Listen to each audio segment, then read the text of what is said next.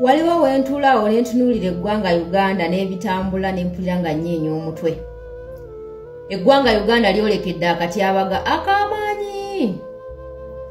Naye ensonga lwaki eggwanga Uganda lyolekedde akatyabaga ak'amaanyi era ligenda mu anarchy. Ng'embeera yonna egenda okubeera mu Uganda mwegenda okubeera mu biseera okuva mu myaka egyo egijja, emyaka ng'etaano egijja n'okudda waggulu. Ejja kuba evunaanyizibwa ku buli Munnayuganda yenna, oba obirimu oba tobiriimu. Embeera Uganda mwegenda okubeera, future ya Uganda mwegenda okubeera, ejja kuba evunaanyizibwa ku buli ssekinnoomu, ku buli Munnayuganda, oba obirimu oba tobiriimu. Eggwanga Uganda lyolekedde enfuga ya kinnamagye, era ng'etteeka eryo lye bali mu kuleeta, etteeka eryo ligenda kuleeta system ya martial law. Ligenda kuleeta system. Mujjukira South Korea, it was last year or the beginning of this year, I don't know exactly when. South Korea president bwe yagezaako okuleeta amateeka ageefaananyiriza ng'eri eryaffe erijja.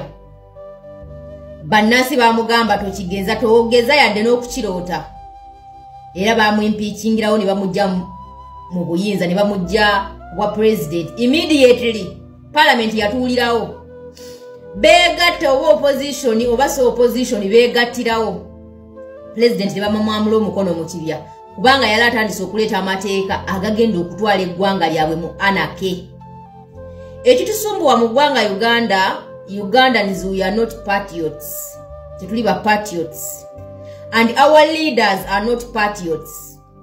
Abakulembeze abafuzi abatufuga abali mu buyinza bw'eggwanga Uganda, they are not patriots. No. They are just tribal imperialists. Abakulembeze abatufuga mu ggwanga Uganda, they are not patriots, as they are saying. They are just tribal imperialists. They are just fighting for their ethnic group to be powerful in Uganda and to rule Uganda all over the years. Emyaka emingi. Era abakulembeze abali mu ggwanga Uganda tebaagala nsi Uganda. Wabula baagala okontrolinga eggwanga Uganda efugibwe ka ethnic group, akagroup akatono ak'abantu.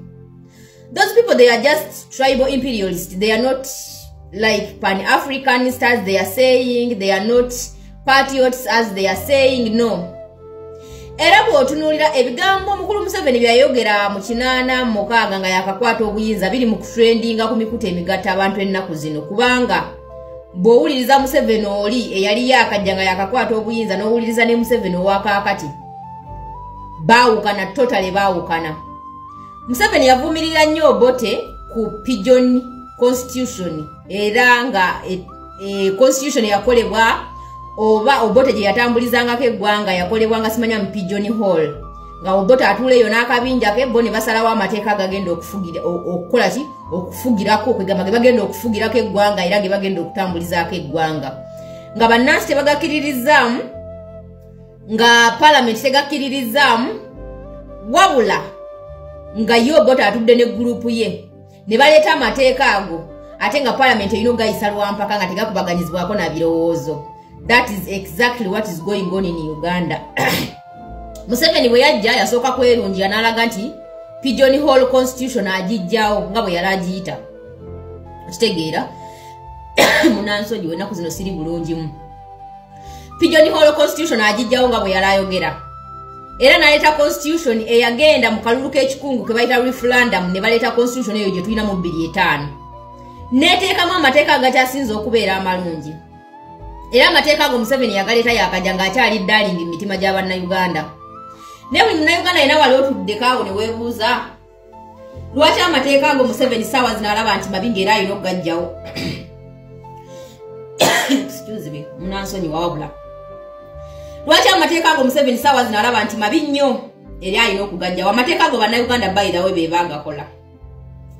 Era okola constitution eyo bayita mu Bannayuganda ne bakuba akalulu k'ekikungu ke bayita referendum. Bannayuganda ne bakkiriziganya ku eyo constitution, era Bannayuganda ne babawa ebintu bye balina okubatera mu constitution kubanga baali bamanyi nti banunuddwa. Era constitution eyo yali ennungi nnyo. Naye olowooza lwaki mu kaseera kano buli tteeka lyonna eryalimu nga lifevalinga bannayuganda by then ssaawa zino liri mu kugibwa mu constitution eyo. Constitution eriwo essaawa zino, that is not Ugandan constitution. That is Museveni's constitution. Museveni alese system eya pigeonhole constitution eriwo kati naye egenda kufaanana ng'eyo Obote gye yayitanga pigeonhole constitution. Atuuleyo ne gurupu ye ne bateesa ku mateeka ne bagaleeta parliament ne gayisa olw'empaka olw'okugulirirwa n'okubateeka ku mudumo gw'emmundu ne bayisa amateeka agagenda okunyigiriza eggwanga Uganda naye nga bo abali mu buyinza ge balina okufugirako. Ekyo Museveni kye yavumiriranga era kye yalwanyisizanga Obote. Era n'agamba constitution y'Obote terina makulu bagiyita pigeonhole constitution.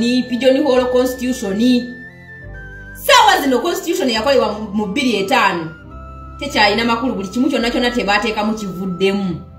Golowooza lwaki mu kaseera kano amateeka ago galwanagana ne mukulu Museveni owakaakati ng'ate tegalwanagana n'oli owaluli?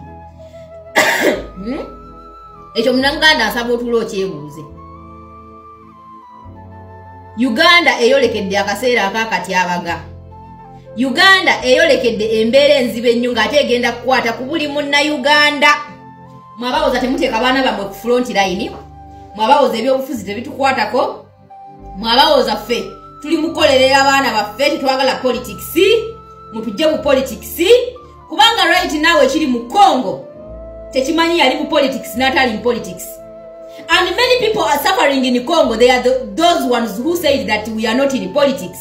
But right now they are in deep politics as we say it. Wano kumitimbagano. Right now abantu abagambanga they are not in politics in Congo. They are now in deep politics and rotten one. That's what is going on in Uganda. And in Uganda we are about to be like those countries zemulaba. Kubanga talina boyinza kungamba nti one person abera above that so-called constitution. Akakiiko ka human rights ne kawandikira Muhoozi Kainerugaba n'avaayo ng'abavuma basiru mwe temulina magezi ffe twabawa omulamu. Kati mu Uganda tutuuse ekiseera nti Muhoozi yalina okuwa obulamu okubeerawo. Era n'agamba akakiiko ka human rights mbu be babawa obulamu bwe baabawa n'eddembe lye baabawa bava ku ky'okumuwandiikira ogubaluwa ng'ogwo tebaddamu naguwandiika. Kaakati njagala weebuze banayise etteeka eryo olowooza n'agenda okubeera safe mu ggwanga Uganda. And those people in parliament they think that they are safe kubanga babawo obumundu ekyankwanzi bagenza okusoma patriotism bwe bavaayo ne babawo obubundu ne babuteeka wano ne balowooza bamaze and they are now also like kati nabo beefudde nti nabo bannamagye. But they have forgotten that one day one time they are not going to be in that parliament one by one. And they are going to face the consequences. They are going to face the rotten laws they are making now for Ugandans. They are going to face it.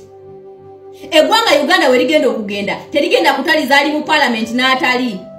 Kubanga bagenda kwata obuyinza bw'eggwanga lyonna obuyinza bwa bannayuganda babukwase Muhoozi Kainerugaba. Ekyo kinjagala mukkirize. And right now omukulu Museveni ali mu kupulipeyalinga kwegamba ebiteeka bye ebigenda okuumirawo mutabani bwe Justin Case nga amaze okola ki? Ng'amaze okubikka akatambaala. Nga bamaze omuwubira akatambaala akeeru nga katandise okuyitingana mbire. Okitegeera ng'ayingidde geyeena kubanga oyo eggulu teririiwo. Oba mukitegeera bannayuganda bali tetwagala politics tatukwatako. Politics agenda bakwatako mwagala temwagala. Amateeka ago amabya agali mukolebwa mu ggwanga Uganda gayita mu byabufuzi era gali mu politics directly. But Ugandans, we have failed our country. And I cannot blame Muhoozi Nechitawe because we as Ugandans, we are the ones who gave those people liberty to do whatever they are doing in our country. It's really unfortunate in Uganda. It's really unfortunate. And whenever any sensible person see what is going on in Uganda, he or she can cry because he can see what is coming very soon. All of us, we are going to cry. You wait and see, because that drunkard general, he don't even respect anybody. Anybody. Now, what if his father lives this life immediately? What is going to happen on Ugandans? Because that bitch don't respect any human being except or apart from his own family. but others we are cockroach in his eyes.